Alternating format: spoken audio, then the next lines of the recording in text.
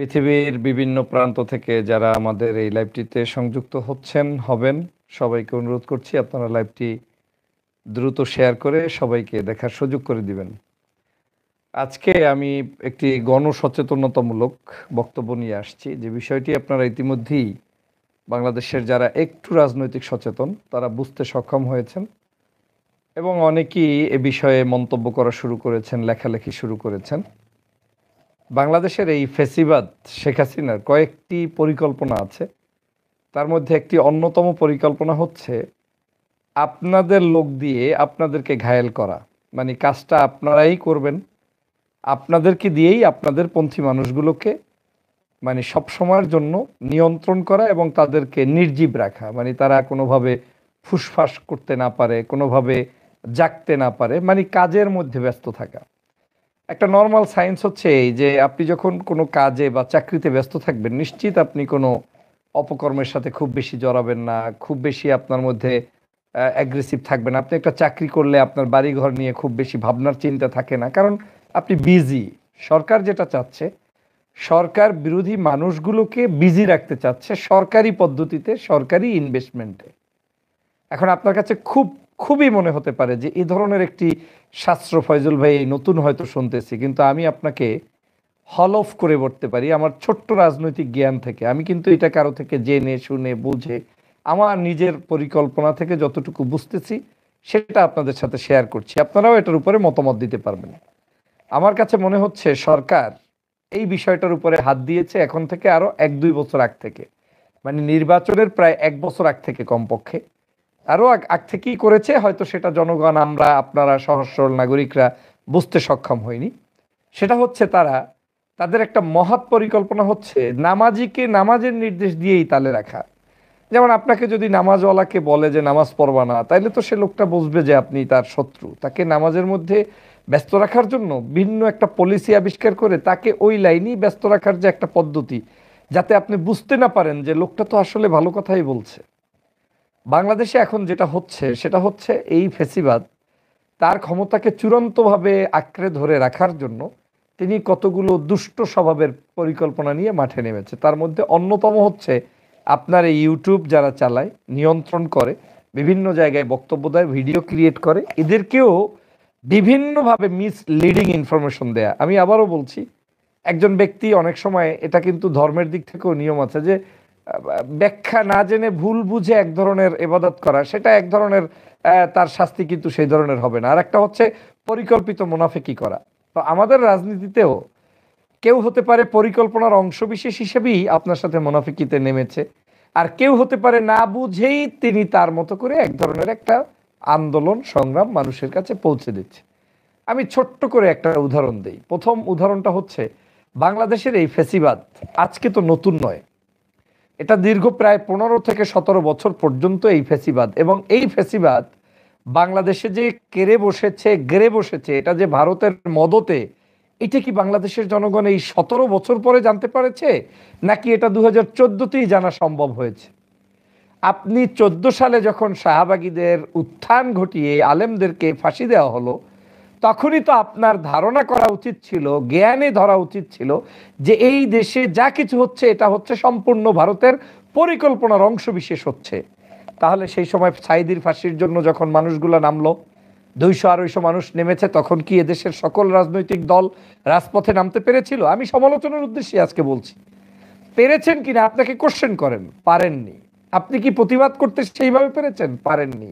যখন ফাঁসির কাস্টে মানুষগুলোকে ঝুলিয়ে দেওয়া হয়েছে, পেরেছেন? পারেননি। তখন আপনার কাছে কি মনে হয়েছে, ভারত আপনার বন্ধু হিসেবে এই কাজগুলো করেছে না শত্রু হিসেবে করেছে? দেখেন, 2000 সেই সময় উচিত ছিল ভারতের পণ্য বয়কট, ভারতের সাথে সম্পর্ক নষ্ট করা, দেশব্যাপী সমগ্র মানুষকে ঐক্য সংহত করে আন্দোলন সংগ্রাম এমন জায়গায় নিয়ে যা যে এদেশে মানুষ আওয়ামী লীগ এবং আওয়ামী লীগকে যারা রাখতে চায় তাদের বিরুদ্ধে ঐক্যবদ্ধ প্ল্যাটফর্ম, এর চেয়ে আর কোনো কথা থাকবে না। তখন মানুষের স্পিরিট থাকতো একরকম, হৃদয়ে তাদের স্পিরিচুয়াল একটা জিনিস কাজ করতো। যেহেতু ধর্মীয় অনেক বিষয় রয়েছে, সামাজিক বিষয় রয়েছে, রাজনৈতিক বিষয় তো আছেই। সেই সময় এই জিনিসগুলোকে দূরে রেখেছে কারা? সেই সময় আপনার যে আন্দোলনটা করা উচিত, সেটা এসে আপনি করছেন 24 সাল নির্বাচনের পরের দিন।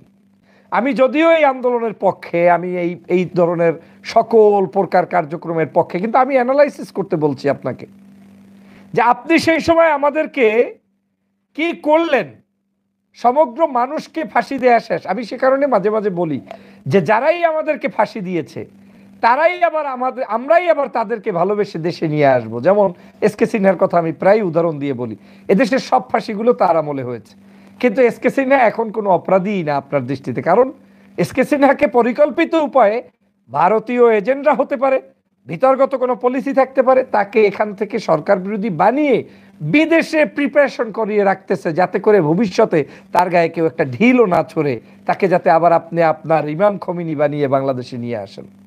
কথাগুলো শুনতে আপনার কাছে অনেকের কাছে একটু ভিন্ন মনে হতে পারে। হ্যাঁ, আমি ভিন্ন কথাই বলি। এই জায়গাটাই হচ্ছে আমাদের সমস্যা।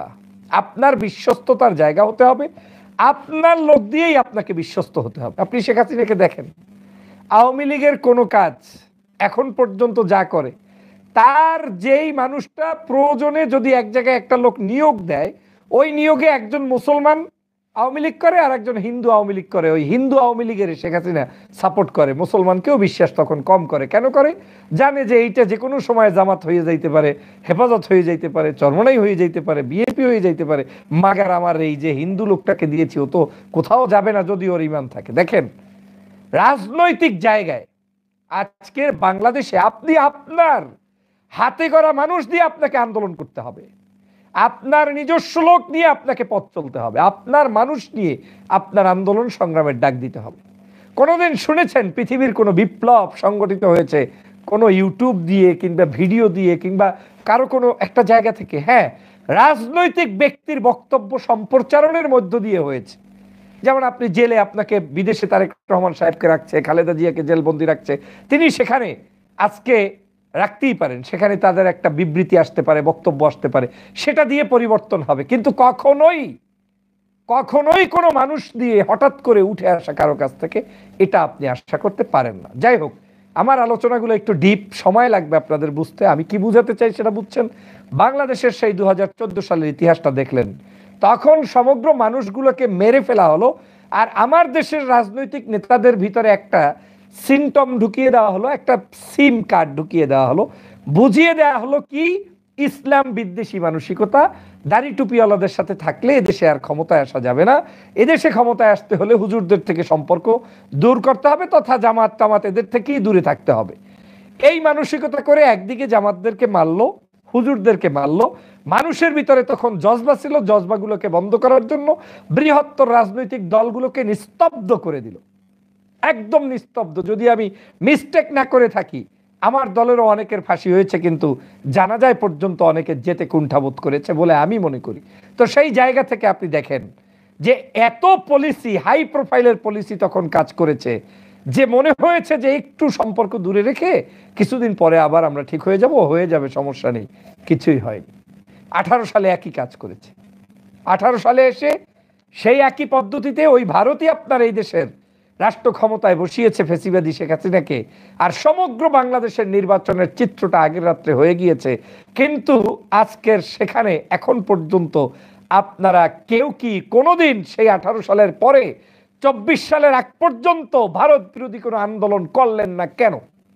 কেন তখন এই ইউটিউবে বক্তব্যগুলো আসলো না? কেন তখন আসতে থাকলো একটার পর একটা? শেখ হাসিনা এখন আর লিস্টে নাই, শেখ হাসিনা এখন আর তাদের তালিকায় নাই, শেখ হাসিনা আমেরিকার তালিকায় নাই। আমাদেরকে কেন বিভ্রান্তমূলক বিভিন্ন জায়গা থেকে তথ্য উপত্য দিয়ে জাতিকে বিভ্রান্ত করা হয়েছে? আপনি দেখেন, সেই 18 সাল থেকে 24 পর্যন্ত যদি ভারত বিরোধী আন্দোলন সমগ্র বাংলাদেশে হতো, আলেম ওলামা ইসলামপন্থী নাগরিকদের সাথে ঐক্যবদ্ধভাবে যদি আন্দোলন হতো, মোদী সাহেব যখন বাংলাদেশে এসেছে, এই মোদী বিরোধী আন্দোলনকে কেন্দ্র করেও যদি এদেশের মানুষের কওমি আলেমদের, সেই যাদেরকে হত্যা করেছে, তখন যদি তাদের বাড়ির পাশে পাশে গিয়ে ডেকে ডেকে ওই মা বাবা আত্মীয় স্বজনকে নিয়ে রাজপথে আন্দোলন করা যেত, সেটা না হচ্ছে রিয়াল ভারত বিরোধী আন্দোলন। আপনি এখন দোকানে একটা ফটো স্টারের দোকানে পরিকল্পিতভাবে একজনে একটা লাগাই দিল, আরেকজনে একটা আবেগ দিয়ে করে দিল। আমরা এখন করব, আমি অবশ্যই এখনো করতে চাই, প্রতিটা দিনই ওদের বিরুদ্ধে আমি কথা বলবো, কিন্তু বেগুনে কথা হয়ে যাচ্ছে, তো উজানে নৌকা ঠেলা হচ্ছে, যখন তুফান ছিল, জোয়ার ছিল, পানি টকবকে করতেছিল, যুবকরা উচ্ছ্বাসিত ছিল, সমগ্র মানুষের রক্তগুলো জেগেছিল, তখন কারা কি পরিকল্পনার অংশ হিসাবে আজ যারা চুপি সাধক সেজে বিভিন্ন বিবৃতি দিচ্ছেন, বক্তব্য দিচ্ছেন, তারা তখন কই ছিলেন? অনেক সময় আমরা রাজনীতি করি, অনেক কথা বলতে পারি না, কিন্তু এখন নিয়ত করেছি অনেক কথা বলতে হবে। কেন হবে? দেশটাকে তো রক্ষা করতে হবে। এই কথাগুলো না বললে অনেক সময় আছে আমাদের লোকেরাই আমাদেরকে বুঝতে সক্ষম হবে না, তখন এই দেশ এবং জাতি আস্তে আস্তে করে একদম রসাতলে চলে যাবে। প্রিয় বন্ধুরা আমার, সে কারণে আমি যে কথাটা বলতে চাই, এটার মূল উদ্দেশ্য কারো ব্যক্তিগত সমালোচনা করা নয়, কারো কাছে কাউকে ক্ষতিগ্রস্ত করা নয়। মূল উদ্দেশ্য হচ্ছে আপনার ভিতরে জাগ্রত করা যে আসলে আমার উচিত কি আর করছি কি। যেমন আপনার বাড়িতে ঈদ, আজকে ঈদের দিন আপনি ঈদের উৎসব করলেন না, কোরবানির গোস্ত আপনি সেদিন খেলেন না, আপনি 5 দিন 10 দিন পরে গরুর গোস্ত কিনে খাবেন, সেই টেস্ট আর কোরবানির টেস্ট কি এক হবে? কোনোদিন হবে না। তো বাংলাদেশের যখন ভারত বিরোধী আন্দোলন সমগ্র বাংলাদেশের মানুষের মণিকোঠায় পৌঁছে দেওয়া উচিত ছিল সেই 14 সাল থেকেই। কারণ আওয়ামী লীগকে এই দেশের ক্ষমতায় শুধু 14 না, তো সেই যে 2007 সালের 1/11 হয়েছে, সেই সময় থেকেই তো আপনার চেনা উচিত ছিল যে মঈন ফখরুদ্দিনদেরকে ঘোড়া উপহার দিয়ে ভারত এই দেশে আওয়ামী লীগকে বসানোর জন্য তত্ত্বাবধায়ক সরকার নীতি সেই মঈন ফখরুদ্দিনকে শুধু মাঝখানে কিছু সময়ের জন্য এনেছে, যাতে করে শেখ হাসিনাই ক্ষমতায় থাকতে পারে। আর সেই সাল থেকে আজ পর্যন্ত 20টি বছর পর্যন্ত তারা এই কাজ করছে। যারা আমার দেশের কোনো খুন, হত্যা, রাহাজানি, গুম, হত্যা কোনো কিছু হলে কোনো বিবৃতি দেয় না বা দেওয়ার কথাও না, যারা সবসময় বাংলাদেশের পিছনে লেগে থাকে, যারা বাংলাদেশের নাগরিকদের অধিকার চায় না, যারা বাংলাদেশ থেকে নিতে জানে, দিতে জীবনে জানে না। শুনেছেন কোনোদিন ভারত থেকে একটা মন্দির বাংলাদেশে সুন্দর মতো হয়েছে? পারলে আমাকে দেখান, একটা ছবি তুলে দেখান। আমি তো বললাম একটা মন্দির, মসজিদ বাদ দেন, খাওয়া দাওয়া বাদ দেন, চাল টাল বাদ দেন, আপনাকে উপকার করছে সব বাদ দেন, মন্দির দিছে কিনা বাংলাদেশে কোথাও একটা ভালো মানের? দেয় না, ওরা দিতে জানে না। ভারতীয়রা কখনো আপনাকে দিতে পারবে না, ওরা নিতে জানে। তো যারা দিতে পারবে না, সেই 14-তে, 7-এ, 18-তে আমি সব চিনলাম, 24-এর নির্বাচনের পরের দিন এসে ভারত বিরোধী আন্দোলন আমি শুরু করলাম। ভালো, কিন্তু এই আন্দোলন এখন করতে করতে করতে করতে নির্বাচনের আগে আগে আপনি আবার এটাকে উইক করে ফেলতেছেন। কেন করতেছেন? কারণ এই পলিসিগুলোর মানে আমার টার্গেট ভিত্তিক, সিজন ভিত্তিক, সময় ভিত্তিক পলিসি নাই। এটাও আওয়ামী লীগের সৃষ্টি একটা কাণ্ড হতে পারে বলে আপনাকে মনে রাখতে হবে। দেখবেন, কেন বলছি আমি আপনাকে, ভয় ভয় পাওয়ার কিছু নেই, আমরা করে যাব, কিন্তু আপনাদেরকে বলছি এটা কেন। আওয়ামী লীগ এখন, আওয়ামী লীগ যে চোর, আওয়ামী লীগ যে ডাকাত, এইটা তারা মানুষের কাছ থেকে মুছে ফেলতে চায়। এখন যে তাফসির মাহফিল করবে তাকে তাফসির মাহফিলে ব্যস্ত করে দাও, যে মানে অন্য কোনো মানে দল করবে তাকে সেই মিছিল মিটিংয়ে ব্যস্ত করে দাও।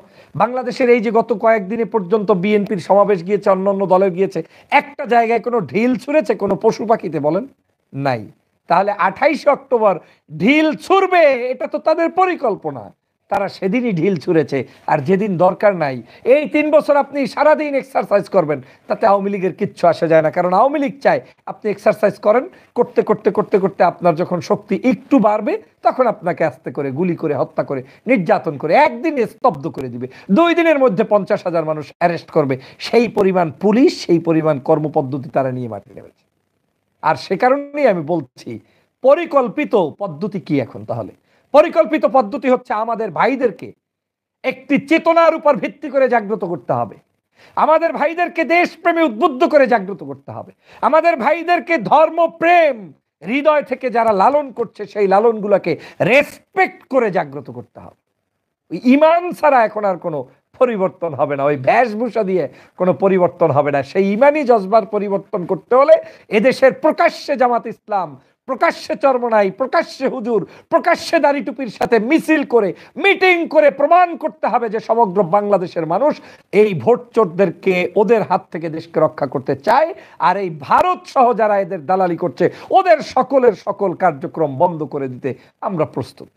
কিন্তু একটা জিনিস জানবেন, আজ যা হচ্ছে, এখন যা হচ্ছে, আমার কাছে এমনও কিছু তথ্য আছে, দেখবেন আপনার কাছে টি শার্ট পৌঁছে গিয়েছে, টি শার্টে লেখা অমুককে বয়কট করো, অমুককে, কিন্তু টি শার্টটা প্রিন্টিং কস্ট শেখ হাসিনাও দিয়ে বসতে পারে। আমি কাউকে মিন করছি না যে আপনার এটা খারাপ, আপনার এটা কেউ কেউ এটাকে কোনোভাবে না আমি আমার টাকায় করেছি না। এই দেশ এভাবেই চলছে। এখন আন্দোলন হচ্ছে বিভিন্ন জায়গায় বিভিন্ন ধরনের, আমি ডিজিএফআই বিভিন্ন গোয়েন্দা সংস্থার যে গোপন তথ্য বিভিন্ন জায়গায় রিয়েলাইজ করে আমার কাছে যেটা হয়েছে যে তারা প্রয়োজনে আপনাকে ব্যস্ত রাখার জন্য আপনার মাহফিলের খরচও সে দিয়ে দেবে, আপনাকে রেল লাইনের সামনে আন্দোলন করতে বলবে, ভারতের রেল বাংলাদেশে প্রবেশ করবে না সেজন্য প্রয়োজনে 10 লাখ মানুষের সমাবেশ করবেন, কোনো আপত্তি তাতে সরকারের নাই। সরকার আপনার সরকারের বিরুদ্ধে আপনি সরকারের আসল জায়গায় আঘাত না করেন সেই জন্য যত নফল জায়গা আছে সব জায়গায় আপনাকে আঘাত করতে দিবে। কোটা বিরোধী আন্দোলন আপনি চুপসে গেলে আবার আপনাকে আবার রিফাইন করে পিছন থেকে এমন তৃতীয় একটা শক্তির ফেজ আপনার কাছে নিয়ে আসবে, আপনার কাছে মনে হবে এই লোকটা তো খারাপ না, এই লোকটা তো আমাকে আন্দোলন করতে বলতেছে, এটা তো ভালো। কিন্তু এমনও হতে পারে যে ওই লোকটাই ডিজিএফআই এর সদস্য। এখন তাহলে এই সন্দেহের যুগে করণীয় কি? করণীয় আমাদের অনেক আছে। করণীয় হচ্ছে রাজনৈতিক জিনিস রাজনৈতিকভাবেই মোকাবেলা করতে হবে। রাজনৈতিক জিনিস রাজনৈতিক সিদ্ধান্তের আলোকেই মোকাবেলা করতে হবে। রাজনৈতিক সিদ্ধান্ত রাজনৈতিক কূটকৌশল জেনেই নিতে হবে। এখানে আপনার সাথে আমি ওই কি বলে গোল্লার স্যুট খেলতে আসি নাই তো, আপনার সাথে রাজনীতি করতে এসেছি, তা আমাকে রাজনীতি করতে হবে। এখন আপনার বিষয়বস্তু কি হয়ে গিয়েছে আপনি আমাকে বলেন। গত 1 মাস বাংলাদেশকে নিয়ে যারা বিভিন্ন ইউটিউবে কথা বলে, বিষয়বস্তু মেহজাবিন, বিষয়বস্তু মোশাররফ করিম, বিষয়বস্তু ভিপি নূর, বিষয়বস্তু রাশেদ, বিষয়বস্তু ওই কে কোন মানে কবে কার ক্ষতি করছে, কে কাকে উপকার করছে, মানে একজন আর একজনের পিছনে লাগিয়ে দাও। কি সুন্দর একটা সিস্টেম। এমন পরিবেশ তৈরি করবে যে বিশ্বাসযোগ্য একটা মানুষ বাংলাদেশে থাকবে না, কাউকে বিশ্বাস এদেশের জনগণ করবে না। সেই কারণে শেখ হাসিনা কোটি কোটি টাকা নিয়ে নেমেছে। যাকেই কিনতে পারবে তাকে এভাবেই বলে দিবে যে তুই আমার পক্ষে কোনো বিবৃতি দেওয়ার দরকার নাই, তোর বিবৃতিগুলো সব হবে চরম মাত্রার বিবৃতি, তোমার বিবৃতিগুলো সব হবে কট্টর মাত্রার বিবৃতি। বাস্তবিক অর্থে ওই বিবৃতি দিয়ে তো কিছু হবে না।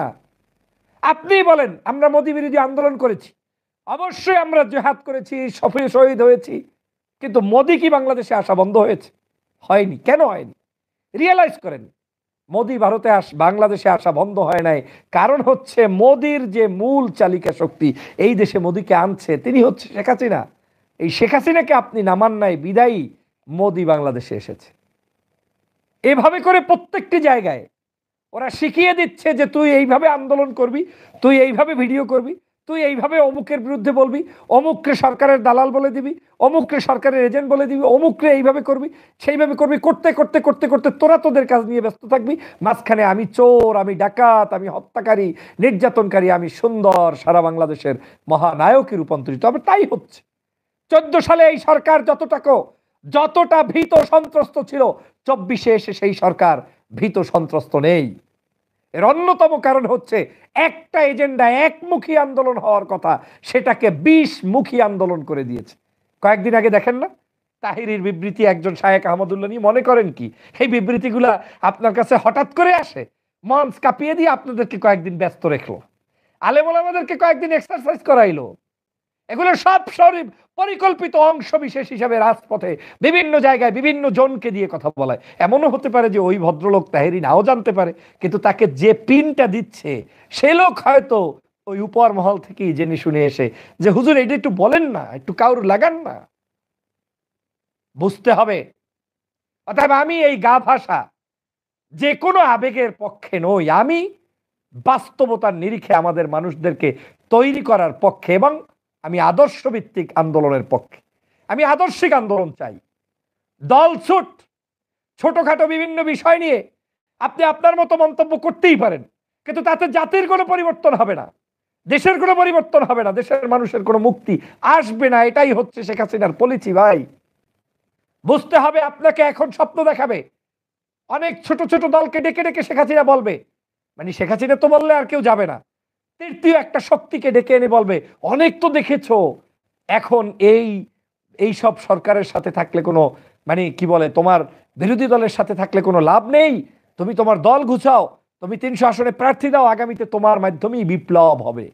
স্বপ্ন দেখাবে, উনি তো স্বপ্নের পিছনে দৌড়াবে। কিন্তু উচিত কি ছিল বাস্তবতার নিরিখে, না এদেশে কোনো বিপ্লব টিপ্লব হবে না, এদেশে বিপ্লব হতে হলে সবাই মিলে বিপ্লব করতে হবে। আর সেটা বিএনপিকে সাথে রেখে, জামাতকে সাথে রেখে, হেফাজতকে সাথে রেখে, চরমনাইকে সাথে রেখে তখনই রাখতে হবে। মানুষ কখন পক্ষে আসে আপনার? যখন সে ভিকটিম হয়, নির্যাতিত হয়, নিপীড়িত হয়। চরমনাইয়ের পীর সাহেব হুজুরেরা নির্বাচনে এক সময় গিয়েছে, কিন্তু কখন নির্বাচন থেকে প্রত্যাখ্যান করেছে? যখন নিপীড়নের শিকার হয়েছে। আপনাকে ওই ওয়েল টাইমটাকে পিক করা জানতে হবে, যে এখনই সময় তিনি নির্যাতিত, নিপীড়িত, তার পাশে দাঁড়াও। জামাত যখন নির্যাতিত ছিল, সারা বাংলাদেশে তাদেরকে ফাঁসি দিয়েছে, তখন বর্জ্যকণ্ঠ নিয়ে দাঁড়ানো উচিত ছিল যে এই জামাতের একটা লোককে ফাঁসি দিবি না তোরা, এটা সব ভুয়া, এরা সব মিথ্যাবাদী, এরা সব জঙ্গল, এরা সব মানুষের উপরে অত্যাচার করছে, নিপীড়ন করছে, এরা বাস্তবিক অর্থে স্বার্থবাদী রাজনীতি করছে বললেই ওই জামাত আপনার কোলের ভিতরে ঢুকে বসত। আমি এই কথাগুলো বলছি অনুধাবনের জন্য, আমাদের প্রত্যেকের রিয়েলাইজেশনের জন্য, যে আজ আমি যা বলছি এই সময়গুলো হারিয়ে যাচ্ছে। একটা সময় গেলে আপনি ওই দোষ দিলে হবে না। কতদিন আপনি দোষ দিবেন যে চরমনাইয়ের হুজুরে এই করে না, অমুকে এই করে না, সেই কেউই আপনার করবে না যদি আমি সময় মতো তাকে পিক করতে না জানি আমি তার জন্য কি করেছি। এই শেখ হাসিনা যখন বাংলাদেশের কওমি আলমদেরকে পিটিয়ে পিটিয়ে নির্যাতন করেছে, নিপীড়ন করেছে, পাঁচিমের শাপলা চত্বর ঘটিয়েছে, 28 অক্টোবরের লগি বৈঠা দিয়ে শিপনদেরকে, জামাতের নেতাকর্মীদেরকে মেরেছে, সেই মানুষগুলোকে আপনার কাছে টেনে নিয়ে বাংলাদেশের আমাদের প্রত্যেকের সবাই মিলে ঐক্যবদ্ধ আন্দোলন করা দরকার। আমি এই কথাগুলো কেন বলছি? আমি বলছি ঐক্যের পক্ষে, আমি ঐক্য চাই। আমি বারবার বলছি এই বাংলাদেশের মানুষের মুক্তি যদি করতে হয় তাহলে আমাদেরকে সংঘবদ্ধ, ঐক্যবদ্ধ হওয়া ছাড়া কোনো উপায় নাই। হাসিনা যেটা চায় সেটাই আমরা এখন করছি। এই কাজে থাকলে আন্দোলনও যেমন সফল হয় না, আমাদের বিজয় তেমন হবে না। কারণ শেখ হাসিনা এটাই চায়। শেখ হাসিনা চায় না যে বিএনপির সাথে জামাত বসুক, শেখ হাসিনা চায় না যে বিএনপির সাথে হেফাজত বসুক, শেখ হাসিনা চায় না যে বিএনপির সাথে চরমনাই থাকুক, শেখ হাসিনা চায় না যে গণ অধিকারের নুরেরা সুস্থ শরীরে রাজনীতি করুক। কারণ শেখ হাসিনা চায় সবাই যার যার তালে থাকবে, আর মাঝখানে সে আওয়ামী লীগ একা একা করবে। আপনি শেখ হাসিনার রাজনীতির পলিসিটাই দেখেন না, কতগুলো বাম যেগুলোর কোনো পাত্তা নাই, 2-4 আনার পয়সা দিলেও কিনতে পাওয়া যায় না, ওগুলোকে পর্যন্ত রশি দিয়ে বেঁধে রেখেছে। কেন রেখেছে? ও যাতে ছোটে কোথাও দৌড়াইতে না পারে। ও ছাগল হইলেও বেঁধে রাখ, ওকে বেঁধে রাখ। এই বেঁধে রাখার আন্দোলন করতে হবে। আমি সমগ্র বাংলাদেশের যেই জায়গাটায় এখন অনুভব করছি যে কষ্ট হচ্ছে, সেটা হচ্ছে আমরা বিষয়বস্তু হারিয়ে ফেলছি। আমরা বিষয়বস্তু নিয়ে কিন্তু আমাদের পর্যালোচনা এখন হচ্ছে না। এখন বাংলাদেশের মূল সমস্যা, আপনি যদি মনে করেন যে শিক্ষা ব্যবস্থার এই কর্ম সেই কর্ম আপনি আন্দোলন করে পরিবর্তন করবেন, একদিনও হবে না, একদিনও হবে না। বাংলাদেশে কোনো কিছুর পরিবর্তন হবে না আনলেস শেখ হাসিনা বিদায় নেওয়া পর্যন্ত। আপনি তাহলে আমি কেন আমার সময় নষ্ট করে, আমার শরীরের রক্ত ঘাম ঝরিয়ে ঝরিয়ে আমি সময় নষ্ট করব? আমার এখন উচিত হবে সবাইকে নিয়ে একটা দাবি, শেখ হাসিনাকে পতন ঘটানো। আর কোনো দাবি নাই। কিসের দাবি? কে কোন জায়গায় সিনেমা ভাঙছে, গড়ছে, কোন নায়ক নায়িকা কার বিজ্ঞাপন করছে, কোন চিত্রনায়ক কোন দেশে গিয়ে বেড়াইয়ে আসছে, এইগুলো নিয়ে সময় বাংলাদেশের জনগণের এখন নাই। মূল সমস্যা শেখ হাসিনা। শেখ হাসিনাকে নামাও, আর এই শেখ হাসিনার ভারতীয় তাবেদার, এই ভারত বিরোধী যে আন্দোলন, এটাকে জোরদার করো যৌথ উদ্যোগে, সামষ্টিকভাবে। তাহলেই দেখবেন আজকের বাংলাদেশের পরিবর্তন সহজেই হবে। আমি খুব অবাক হয়ে যাই, আমার কাছে যেমন মনে হচ্ছে, আমি এগুলো লেখালেখির মধ্যেও প্রচার করি, প্রতিদিনই লাইভে আসার চেষ্টা করছি, এখন সেখানেও বলার চেষ্টা করি, আপনারা পিক করে নেবেন। যেমন আমার কাছে মনে হচ্ছে যে বাংলাদেশে কোনো একটি গোষ্ঠীকে হয়তো শেখ হাসিনা লাগিয়ে দিয়েছে, যে এদেশের যুব সমাজ স্বাভাবিকভাবে, যে কোনো যুব সমাজ তারা তো চাইবেই যে বাংলাদেশের মানুষ আপনার কি বলে ওটাকে, যে কোনো মূল্যে সে সেখানে এই দেশের নাচানাচি বিভিন্ন ধরনের অ্যাক্টিভিটিস নিয়ে সে ব্যস্ত থাকবে, এটাই স্বাভাবিক। কিন্তু এই এই পার্টিগুলোকে বিতর্কিত করে যাতে বিএনপির আশেপাশে কেউ আসতে না পারে, ভেটতে না পারে, সেজন্য তাদের বিরুদ্ধে বিভিন্ন ধরনের উস্কানিমূলক বিভিন্ন ছোটখাটো পোস্ট।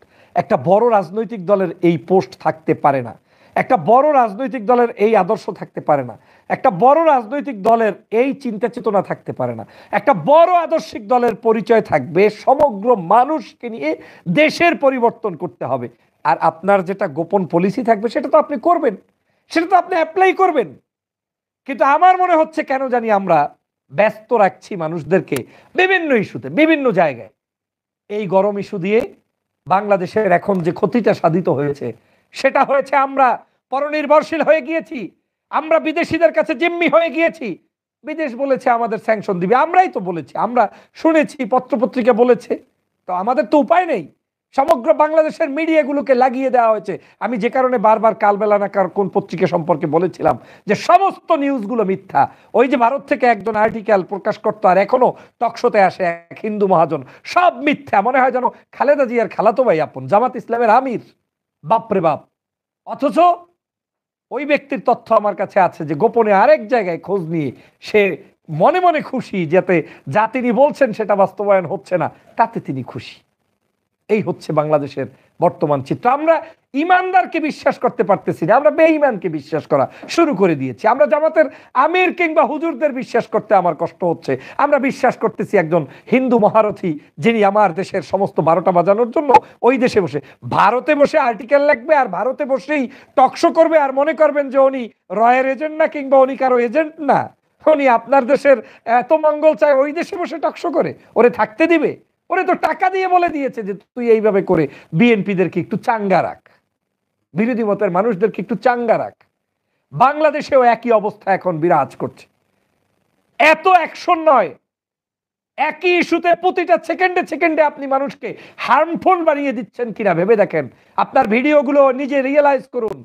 আমি নাম বলছি না, কিন্তু কন্টেন্ট ক্রিয়েট করার সময় একটু ভাবতে থাকুন। সকাল নাই, সন্ধ্যা নাই, দুপুর নাই, রাত্র নাই, আপনি একটা গোষ্ঠী, একটা একটা একটা সিনেমা জগৎ, একটা একটা বাহিরের জগৎ নিয়ে বসে আছেন কেন? সকাল সন্ধ্যা একটা নিয়ে কাজ করতে হবে, সেটা হচ্ছে সমস্ত বাংলাদেশের মানুষকে ইমানের ভিত্তিতে ঐক্যবদ্ধ করে আজকের এই জায়গায় সমগ্র মানুষকে একত্র করে তারপরে ভারতের এই তাবেদারের বিরুদ্ধে আমাদের কথা বলতে হবে, বাংলাদেশের মানুষকে নিয়ে ঐক্যবদ্ধ করতে হবে। দেখেন বাংলাদেশে আমরা কিন্তু একটা সহনশীল দেশ, যেখানে হিন্দু, মুসলিম, বৌদ্ধ, খ্রিস্টান ঐক্যবদ্ধভাবে চলেছি। এই জিনিসটা বন্ধ করে কে? আমি কিন্তু সবসময় ধর্মের পক্ষে। আমি বাংলাদেশে কোনোদিন মন্ত্রী মিনিস্টার হলে আমি তো সবসময় বলেছি হিন্দুদের জন্য কলেজ বানান, ধর্মীয় শিক্ষা প্রতিষ্ঠান তৈরি করে দেন। এই যারা কুটনামিগুলো করে, ক্ষুদ্র ক্ষুদ্র বিভিন্ন জায়গায় আপনার পিছনে পিছনে বাস দেয়, ওরা মূলত ধর্মও পালন করে না। আমি সে কারণে বলছি যে যারা ধর্মতাত্ত্বিক, সেই মানুষগুলোর আস্তিকতার ভিত্তিতে আপনাকে ঐক্যবদ্ধ হতে হবে, সমগ্র বাংলাদেশের মানুষকে ঐক্যবদ্ধ হতে হবে, এবং ঐক্যবদ্ধ হয়ে ওদের পরিচালিত পদ্ধতিগুলো সম্পর্কে আপনাকে অকিবহল হতে হবে। আপনাকে একটা সহজে বলি, আপনারা যে মানুষের অন্যের তৃতীয় পক্ষের ইসে নাচানাচি হচ্ছে বাংলাদেশে, এর প্রমাণ আজকের ওবায়দুল কাদেরের বক্তব্য।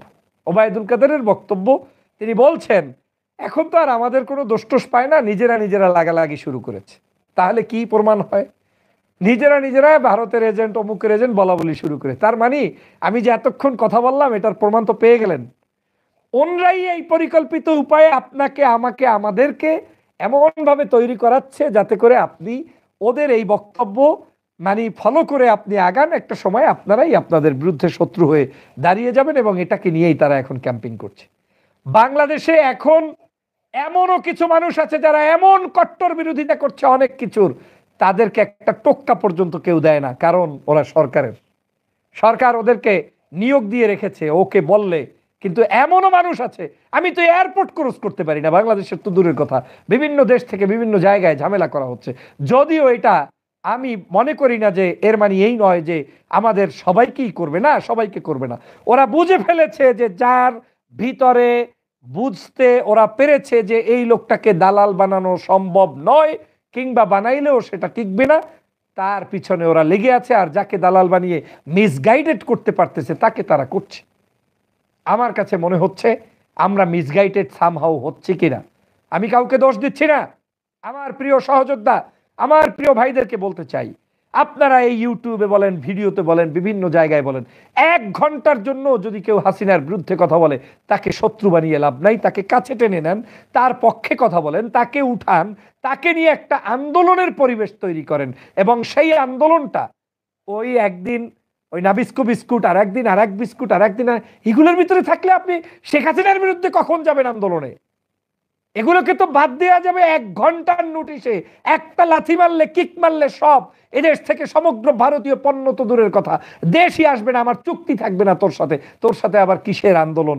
লাগবে না কিচ্ছু করা, অটোমেটিক হয়ে যাবে। সবার আগে হাসিনাকে নামাতে হবে। আপনি হাসিনাকে নামাইতে পারতেছেন না। এখন তারা কি করছে জানেন? ডিবেট সিস্টেম চালু করছে। আপনাকে ডিবেট জানতে হবে, ডিবেট করে করে আপনাকে হারাতে চাচ্ছে। মনে করছেন ডক্টর মোহাম্মদ ইউনূসকে ডিবিতে ইনভাইটেশন করার অর্থ হাসিনা কি এটা পরিকল্পনার বাইরে করেছে? মোটেও না।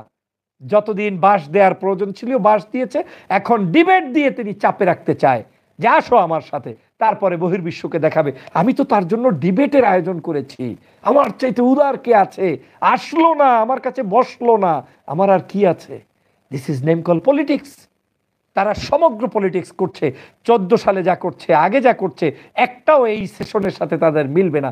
এখন তারা যেটা করছে এটা হচ্ছে তারা এই শুধু আই ওয়াশ করছে। দুর্নীতির বিরুদ্ধে হঠাৎ করে স্লোগান, ঝড় নাই, তুফান নাই, বৃষ্টি নাই, বাদল নাই, কিচ্ছু নাই, হঠাৎ হাসিনা বেনজিরের বিরুদ্ধে স্লোগান করে দিচ্ছে। আর আপনি নাচছেন ছাগলের ওলান নিয়ে, মনে করছেন যে মনে হয় যেন এই দেশে একেবারে শেষ হয়ে যাচ্ছে। কিচ্ছু হবে না। এটা তার একটা মাস্টার প্ল্যানের অংশ বিশেষ, ডেট বাই ডেট ওয়ার্ক করতেছে। আজকের ডেটে বেনজিরের মুখোশ উন্মোচন করবে, মুখোশটা উন্মোচন করে শেখ হাসিনা নিজেকে পাকাপোক্ত করছে। এখন আপনি সারা বাংলাদেশে বলবেন, আপনার আওয়ামী লীগের লোকেরা বলবে, বিভিন্ন মিডিয়াগুলো বলবে জিরো টলারেন্স নীতি গ্রহণ করেছে শেখ হাসিনা। ওরে বাপরে বাপ, কত বড় মহারথী যে নিজে চোরের ঘরের চোর, তিনি আবার জিরো টলারেন্স নীতি গ্রহণ করে। আপনাকে একজন জিজ্ঞেস করি, আপনি কমেন্টস করবেন। আমার যারা দর্শক শ্রোতা ভক্ত আছেন আপনাদেরকে আমি প্রশ্ন রাখতে চাই, আপনি নিজেকে প্রশ্ন করুন, কোন চোর সবচেয়ে বড় চোর? একবেলা ভাত চুরি করেছে সে, নাকি ওই কলম দিয়ে সাইন দিয়ে ওই ভাতটা চুরি করার সুযোগ যারা তৈরি করে দিয়েছে, বড় বড় জায়গাগুলো যারা চুরি করে নিয়েছে, তারা বড় চোর? বাংলাদেশের এই বেনজির টেনজির এরা তো শেখ হাসিনার একটা নখের সমান চোর না। এই মূল চোর তো শেখ হাসিনা। আর মূল চোরের সন্তানকে তো তিনি প্রায় 1 বছর পর্যন্ত আপনাদের সামনে কেন আসতে দিচ্ছে না, এ নিয়েও বাংলাদেশে আপনারা কেউ কথা বলেন না। কারণ সজীব জয়ের ইতিহাসটাকে ভুলিয়ে দিচ্ছে আপনাদের কাছ থেকে। এটা প্ল্যান করা যে জয়কে সামনে আনবো না, 1 ইয়ারের মধ্যে আমরা দুর্নীতি বিরোধী অভিযান করব। অভিযান করে কিছু চাকর বাকর, মুলি, মুক্তার, আপনার ড্রাইভার, ওদেরকে ড্রেন থেকে তুলে এনে বিতর্কিত করে দিয়ে তারপরে ওদেরকে শেষ করব। কোনোদিন শুনেছেন বাসার কাজের লোক, কোনো মহিলা, কোনোদিন মালিক যদি মামলার আসামি বানাই দেয়, কোনোদিন বলছে যে না আমি এই মামলার আসামি হব না? ওই কাজের বুয়া বলে আপা আপা আপনি আর যাই করেন আমার নাম দিয়ে দেন, আপনারা বেঁচে থাকেন। কেন? ও জানে যে ওই কাজের বুয়া জানে যে আমার শক্তি কতটুকু, তার চেয়ে আমার আপাকে বাঁচাই রাখি, জেল গিয়ে কয়েকদিন পরে তো বের হয়ে আসতে পারবো। আজ বাংলাদেশে তাই হচ্ছে। এই সব কাজের বুয়াদের এখন বিচার হচ্ছে। এবং বিচার কি? তাও তো প্রহসন। কিসের বিচার? আপনি দেখেন এই যে মানে নামটা উচ্চারণ করতে ভাল লাগে না, আমি এইসব বাচ্চাদের নাম উচ্চারণ করতে চাই না। কয়েকদিন আগে একটা ছেলে ধর্ষণ মামলার আসামি হয়েছে, বাংলাদেশের বিভিন্ন বিতর্কিত ব্যক্তি, আপনি জানেন। এই ছোট্ট ছেলেটা আজকে জামিন নিয়ে বের হয়েছে। তো ধর্ষক জামিন নিয়ে বের হলো কত? 15 দিনের মধ্যে। আর এই বাংলাদেশে মামুনুলকে জামিন দিল কত বছর পরে? 3 বছর পরে। তাহলে বিচার আছে, আইন আছে। এই বিচারটা যার জন্য তার জন্য, যার জন্য না তার জন্য না। কারণ ওরাই তো ধর্ষকদেরকে ইনফ্লুয়েন্স করছে, ওরাই তো ধর্ষকদের প্রমোট করছে, ওরাই তো ধর্ষকদের টাকা দিচ্ছে। আপনাকে বুঝতে হবে। এখন আমাদেরকে সেজন্য সোচ্চার হতে হবে। আমাদের সবাইকে মিলে দল মত জাতি ধর্ম বর্ণ নির্বিশেষে এক হতে হবে। এখন আমরা আমাদের জায়গায় ঐক্যবদ্ধ হতে পারি নাই। ভারত কিন্তু ঠিকই ঐক্যবদ্ধ আছে। তাদের কিন্তু প্রধান দল আর বিরোধী দল, আমরা যতই লাফালাফি করেন, ওই 2 দলের নেতা নেত্রী কিন্তু শেখ হাসিনার সাথে সাক্ষাৎ করে তাদের মেসেজ কিন্তু তারা দিয়ে দিয়েছে। তারা কিন্তু সেখানে ওখানে কিন্তু তাদের কি বলে, ওই তার কাছে যা আছে সবকিছু তারা পাচ্ছে। এই দেশটাকে লুটে খাওয়ার জন্য ওই দেশের বিরোধী দল, সরকারি দল সবাই মিলে খাবে, এইটা আপনার মাথায় রাখতে হবে। ওরা আমার দেশের কোনো কল্যাণ চায় না। আর ওদের কিছু এজেন্সি ঠিক করা আছে যারা এই দেশে এবং ভিন দেশে বসে কাজ করছে, যা বোঝার ক্ষমতা আপনার নাই। এর অন্যতম কারণ কি? আপনি বিশ্বাসটা আনছেন অতিরিক্ত উদারতার ভিত্তিতে, নেগেটিভ চিন্তাটা আপনার মাথায় নিয়ে আসেন নাই। হবে না এভাবে রাজনীতি। আপনি কে? আপনাকে আমি কেন বসাবো? আপনাকে আমি কেন বিশ্বাস করব? আপনার বক্তব্যগুলো সব যে সত্য এটা কেন আমি জানবো? এটার তো আমার অথেন্টিকেশন থাকতে হবে। সেজন্যই বলেছি যারা এক সময় ফাঁসি দিয়েছে, দেখেন শেখ হাসিনার আর একটা পরিকল্পনা বলি, যখন যাদেরকে দিয়ে তিনি সেনাবাহিনীর ভিতরে কুসৃষ্টি করালো, সেই কুসৃষ্টির 57 জন সেনা অফিসার হত্যার পরে ওই সময় যারা মন্ত্রী ছিল, ওই সময়ের কুর সাথে যারা জড়িত ছিল, কাউকে পরবর্তী সেশনে তিনি দায়িত্ব দেয় নাই। কারণ কি জানেন? একদিকে সেনাবাহিনীর চাপ ছিল, অন্যদিকে ওই মানুষগুলোর চরিত্র চেহারা ভুলিয়ে দিয়ে ওদেরকে বড় ধরনের উপকার করেছে শেখ হাসিনা, যে তোদেরকে বাঁচাই দিলাম, নাইলে তো তোরা বিভিন্নভাবে বিতর্কিত হবি। একদম ডাক সাইডে নিয়ে গিয়েছে, হিডেন করে ফেলেছে। কিন্তু 2018 হিডেন করে আবার 24-এ এসে তাদেরকে ডেকে নিয়ে মন্ত্রিত্ব এটা সেটা বিভিন্ন জায়গায় সেট করাচ্ছে। অতএব এই বাংলাদেশের আপনাকে বুঝতে হবে, যখন শেখ হাসিনা প্যালেস্টাইনের জন্য মিছিল দেয়, বুঝতে হবে এই দেশের আলেমদের জেলে রাইখা প্যালেস্টাইন মিছিল দেওয়া মানে হচ্ছে একটা টাটকা মুনাফিকি। অতএব এখানে আপনি ধর্ম টর্ম চিন্তা কইরা আবেগতাড়িত হওয়ার কোনো সুযোগ নাই। আপনাকে তখন চিন্তা করতে হবে এটা একটা মুনাফিকি, ও মুনাফিকের সাথে চলা যাবে না, ও মিছিল দিলেও করা যাবে না, ও মসজিদ বানাইলেও করা যাবে না, ও আমার দেশের কোনো মুসলমানদের হুজুরদের গায়ে টুপি জুব্বা লাগাইলেও করা যাবে না। কারণ ও যা ক্ষতি করেছে সেখান থেকে উত্তরণের জন্য আমাকে ওর সাথে মেশাই যাবে না। সেই কাজ যদি না করতে পারেন, একরোখা আন্দোলন, একমুখী আন্দোলন, এবং সেটা হতে হবে সরকার পতন, ফ্যাসিবাদের পতন। হ্যাঁ, সেখানে আপনি কৌশল নিতে পারেন, নির্বাচনে যাবেন প্লাস আপনি আন্দোলন করবেন, সেখানে মানে মানে আপনি অন্য কোনো পলিসি নিতে পারেন, আপনি একই সাথে মিছিল মিটিং করবেন, অন্যদিকে আপনি বিদেশি পলিসি মেনটেন করবেন, সবই করতে পারেন। কিন্তু আপনি ভাবেন, আমার কাছে যেটা ভয় হচ্ছে, পৃথিবীব্যাপী এই বিরোধী আন্দোলনগুলোকে একটা জঙ্গিবাদী রূপান্তর করতে চায় এই ফেসিবাদ। এই ফেসিবাদের বিরুদ্ধে বাংলাদেশে যে আন্দোলনটা গণমানুষের আন্দোলন ছিল, সেটাকে একটা জঙ্গি ট্যাগ রূপ লাগাতে চায়। রূপ লাগাবে কেমনে? আস্তে আস্তে এটা হবে। আপনি বলতেছেন ট্রেন ঢুকবে না বাংলাদেশে, আমি তো বারবার বলছি কোন বাবার শক্তি আছে ট্রেন বাংলাদেশে যে ঢুকবে না? এটা যে বললেন, কোন বেসমেন্টের উপর থেকে আপনি বললেন ঢুকতে দেব না? কি কি করব জানাই দিচ্ছি, কি কি করব দেখবা। কি করবেন আপনি? কওমি আলেমদের রক্ত ঝরাবেন? হুজুরদের ছাড়া এদেশে কোনো মানুষ মিছিল করে? তাই এই ধরনের উস্কানিমূলক বক্তব্য দিয়ে লাভটা কি আপনার? ট্রেন এদেশে ঢুকবে, যতদিন শেখ হাসিনা থাকবে ততদিন ট্রেন, নৌকা, বিমান, ছাদ সবই ঢুকবে। সোজা হিসাবটাকে আপনারা ব্যাকা করে কেন আন্দোলন করছেন? মানে আহাম্মক কত বড় কার্যক্রম, মানে আমরা পড়ে যাচ্ছি, এদের ডিমোটিভেশন হয়ে যাচ্ছি আমরা। আমি এই কথাগুলো বলতাম, এখনো বলি না, কারণ নাম নিয়ে বলি তো না, আমার এই অভ্যাসই নাই, কিন্তু সতর্ক হওয়ার জন্য বলছি। পারলে আমাকে প্রোটেস্ট করেন। কেন বলছি? এটা সম্ভব না, এটা হয় না। যদি তাই পারতেন 28 অক্টোবর ওই মিছিল করে ওই রাজপথেই থাকতে পারতেন, কিন্তু সেটা পারবেন না, হয় নাই। আমাদের এখন যেটা করতে হবে, এই জায়গা থেকে আমাদের সবাইকে একটু সচেতন হতে হবে। অতএব আমাদের এমন কোন পদ্ধতি, এমন কোন বক্তব্য দিয়ে বিশ্বব্যাপী মানুষের কাছে এই দেশের গণ আন্দোলনকে বিতর্কিত করতে দেয়া যাবে না। আমি সব সময় বলি, গণ আন্দোলন মানে কি? আমি ফ্যাসিবাদের কাছ থেকে মুক্তি চাই। সেটা মুক্তি চাইতে হবে এদেশের হুজুর, আলেম, ওলামা, নায়ক, নায়িকা, গায়ক, গায়িকা, কৃষক, শ্রমিক, হিন্দু, মুসলিম, বৌদ্ধ, খ্রিস্টান, শিক্ষক, সুদী, ছাত্র, সবাই সবাই মুক্তি চাইবে শেখ হাসিনার কাছ থেকে। সেটার নাম গণ আন্দোলন। এখন আমি আজকে আমার অমুকের বিরুদ্ধে একটা লেখা লিখলাম, কালকে আরেকজনের বিরুদ্ধে লিখলাম, পরশু আরেকটা ভিডিও করে দিলাম, করতে করতে করতে করতে আপনার মানুষগুলো, প্রত্যেকটা মানুষই তো স্বার্থ সন্ন্যাসী, নিজের স্বার্থের চিন্তা করবে। আপনি একজনের বিরুদ্ধে একটা লিখতে লিখতে ওই মানুষটাকে তো আপনি ডিসঅ্যাপয়েন্টেড করে ফেলছেন, আপনি তো তাকে ডাউন করে ফেলতেছেন। অতএব এই কাজ করা যাবে না। এখন সহজ সমাধান, ফ্যাসিবাদের বিরুদ্ধে আন্দোলন, এক দফা এক দাবি, সেটা হচ্ছে শেখ হাসিনার দুর্নীতি, সজীব জয়ের দুর্নীতি। বুকে সাহস থাকলে প্রতিদিন 100-500 আর্টিকেল লেখেন, ভিডিও বানান, প্রচার করেন। আমি যতদিন কথা বলেছি, টকশো করেছি, আমার টার্গেট কোনোদিন ওই ইউনিয়ন চেয়ারম্যান ছিল না। আমি এটা জীবনে নিতামও না। আমাকে অনেকে ফোন দেয়, ভাই আমার এলাকার একজন এমপি আমার সাথে, আমি বলছি ভাই এর নিয়ে কথা বলার সময় কই? কথা বলতে হবে হাসিনাকে নিয়ে। শেখ হাসিনা, শেখ মুজিবের এই পরিবারের মধ্যে যারা দুর্নীতি করেছে, একটা স্বাধীনতার মানে পরিবার দাবি করতে গিয়ে সমগ্র দেশটাকে যারা বিক্রি করেছে, তাদের নিয়ে আপনি কথা না বললে এই দেশের মানুষের মুক্তি হবে না। তাতে আমি যে কয়দিন বেঁচে থাকি সেই কয়দিনই থাকবো, কিন্তু ওইটাই কথা বলতে হবে। এর বাহিরে আপনি যাই বলবেন, অ্যান্ড সেটা কোনোদিন হবে না। আর একটা সর্বশেষ আপনাকে কথা বলে যাই, গোয়েন্দাদের কাজ নিশ্চয়ই আপনারা দেখেছেন।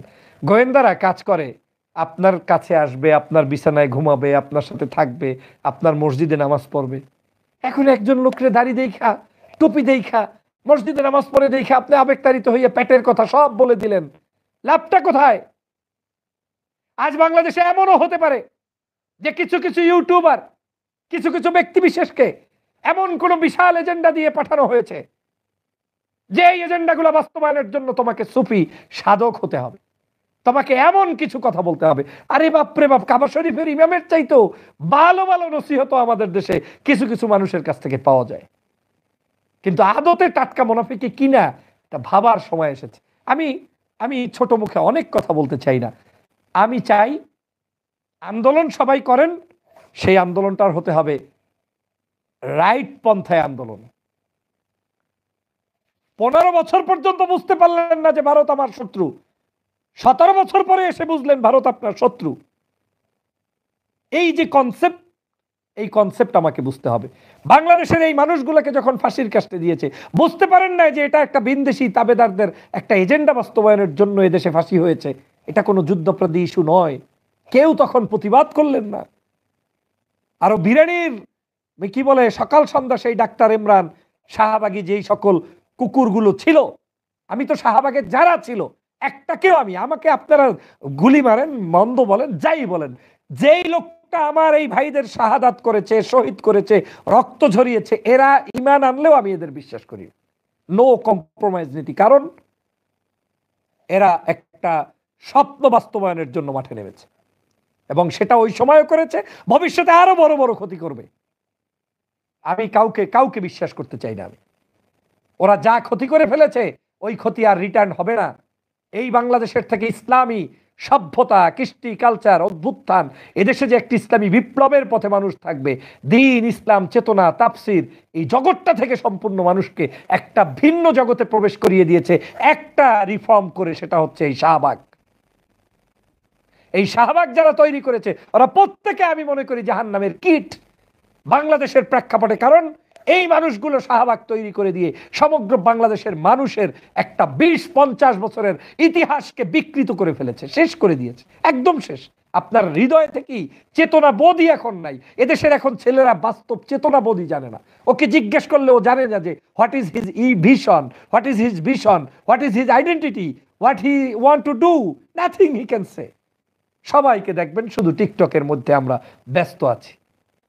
জগৎটাকে চেঞ্জ করে দিয়েছে, বেলাল্লা পানা সরিয়ে দিয়েছে, দেশটাকে ধ্বংস করে দিয়েছে। সে কারণে বলছি যে ওদের এই আদর্শ পোষণকারী ব্যক্তিরা আমাদের কখনোই নেতা হতে পারে না, আমাদের কখনোই মানুষ হতে পারে না। আমাদের ব্যক্তি আমাদেরকে চিনে, আমাদের সময় নিয়ে এখন কথা বলতে হবে। আসুন প্রিয় বন্ধুরা আমার, আমরা সবাই মিলে একযোগে দুটো আন্দোলন করি। এক নাম্বার আন্দোলন শেখ হাসিনার পতন, এবং শেখ হাসিনার ত্রুটি বিচ্যুতি নিয়ে মাঠে আসেন। ওই গায়ক গায়িকা, নায়ক নায়িকা, ওই ভিপি নূর, অমুক তমুক, ছোট দল বড় দল, চরমনাই, অমুক খারাপ তমুক খারাপ, আমি তো অবাক হয়ে যাই যে বাংলাদেশের সবাই খারাপ, মাগার তুমি একা ভালো হইলে তো এই দেশটা স্বাধীন করবে কি? একা কোনোদিন স্বাধীন করা যায়? এই কাজ করা যাবে না। ফিরে আসুন এই কাজ থেকে। মানুষের মুক্তির জন্য মানুষকে নিয়ে মাঠে নামুন এবং মানুষকে জাগ্রত করার জন্য মানুষের যে চাহিদা তার আলোকে কথা বলুন এবং সময় নিয়ে কথা বলুন। আমরা ওষুধ খাচ্ছি, রোগীর যখন যেটা প্রয়োজন সেটা খাচ্ছি না। গ্যাস্ট্রিকের সময় খাচ্ছি পেটে ব্যথার ওষুধ, পেটে ব্যথার সময় খাচ্ছি গ্যাস্ট্রিকের ওষুধ। 14 সালে আমাদের যা হওয়ার কথা 14 সালে সেটা আমরা করি নাই, 18 সালে এসে যেটা করার কথা না সেটা এসে করলাম, 24-এ এসে যেটা উচিত না সেটা আবার করছি। আর আদতে আমরা কি করতে চাই সেটা এখনো জানি না। হবে না। আমাদেরকে একটা জায়গায় গোল সেট করতে হবে, মাইন্ড সেট করতে হবে। সেটা হচ্ছে এই যে এই দেশে যত চোর, ডাকাত, হত্যাকারী, নির্যাতনকারী, ধর্ষণকারী এক পাল্লায় রাখলে যে ওজন হয়, এক শেখ হাসিনা এবং তার পরিবার রাখলে তার চেয়ে বেশি ওজন হয়। এই বিশ্বাস যদি আপনার মধ্যে না তৈরি করতে পারেন, না আনতে পারেন, ততদিনই আপনার দ্বারা দেশের স্বাধীনতা সার্বভৌমত্ব হবে না। হবে না কেন? কারণ আপনি ওই 50-50 বিশ্বাস করার লোক। আপনি মনে করেন হাসিনা কিছু ভালো হইতে পারে, এর মনটা ভালো, যাই করুক হৃদয় অনেক ভালো, এই যে আপনি একটা সার্টিফিকেট দিয়ে চলতেছেন না, এই কারণেই অধপতন হচ্ছে বাংলাদেশের। বাংলাদেশের প্রত্যেকটি মানুষকে আওয়ামী লীগ এবং হাসিনা এবং শেখ পরিবারের এই যারা এখন লয়া পান্ডা আছে, ওদের চাইতে ভালো মনে করতে হবে, চরিত্রবান মনে করতে হবে, বিশ্বাসী মনে করতে হবে, ধর্মপরায়ণ মনে করতে হবে, ন্যায়পরায়ণ মনে করতে হবে। ওদেরকে সবচাইতে খারাপ মনে না করা পর্যন্ত এদেশের মানুষের মুক্তি হবে না। কত বড় হিংস্রতা! আপনার বিবেকের কাছে কোশ্চেন করেন। দেলোয়ার হোসেন সাইদির মতো মানুষকে, জ্যান্ত মানুষ আসছে হসপিটালে, আপনার ইনজেকশন করে মেরে ফেললো, একটা টাটু শব্দ করতে দিল না, জানাজা পড়তে দিল না। অথচ বাংলাদেশের ইতিহাসে সাইদির চাইতে জানাজা এ যাবৎকালে আর কারো বড় হওয়ার কথা ছিল না। বিবেকের কাছে প্রশ্ন করেন, জিজ্ঞেস করেন নিজেকে, কত বড় দুঃসাহস দেশ নেত্রী বেগম খালেদা জিয়ার মতো একজন নেত্রীকে, যিনি স্বাধীনতার ঘোষকের স্ত্রী, 3 বারের নির্বাচিত প্রধানমন্ত্রী, তাকে দেশ থেকে বিদেশে চিকিৎসার জন্য যেতে দিচ্ছে না। আপনি কার অভিযান, কার বিরুদ্ধে আন্দোলন করছেন? আপনি মনে মনে ভাবছেন যে আমরা অমুক করছি তমুক করছি, কি লাভটা কি হচ্ছে? কোন আন্দোলন নয়, একটা আন্দোলন, ফ্যাসিবাদের বিরুদ্ধে, শেখ হাসিনার বিরুদ্ধে আন্দোলন। এবং এখন যে আন্দোলন হবে, এই শেখ হাসিনাকে রক্ষা যারা করবে তাদের সকলের বিরুদ্ধে আন্দোলন, ঐক্যবদ্ধ আন্দোলন। সেই কাজ সবাই মিলে করতে হবে। সেই উদাত্ত আহ্বান জানাই। সবাই ভালো থাকবেন, সুস্থ থাকবেন। আল্লাহ হাফেজ। কেউ কষ্ট পেলে মাফ করে দিবেন। আমার কথা হচ্ছে, ঐক্য চাই, বিরোধী মতের সবাইকে নিয়ে ঐক্যবদ্ধভাবে আন্দোলন করতে হবে। কেউ কাউকে খোঁচাখুচি করে, কারো ঘুম নষ্ট করে, কারো কাজে ক্ষতি করে কোনো লাভ নেই। জাতিকে জাগ্রত করে সবাইকে নিয়ে এই ফ্যাসিবাদের বিরুদ্ধে চেতনা জাগ্রত করুন এবং একটা আদর্শের উপর ভিত্তি করে আন্দোলন করুন। ওই 50-50 হবে না। আদর্শ কি? এদেশে ইসলাম থাকবে, এদেশে পতাকা থাকবে, এদেশে তাজিব থাকবে, তামাদ্দুন থাকবে, ধর্ম থাকবে, অন্য ধর্মের মানুষরাও এদেশে ধর্ম পালন করবে, স্বাধীনভাবে এই দেশে বসবাস করবে, কেউ কাউকে ছোট করবে না। সেই নাম আদর্শ। সেই আদর্শের উপর ভিত্তি করে দেশ চালাতে হবে। সবাইকে ধন্যবাদ।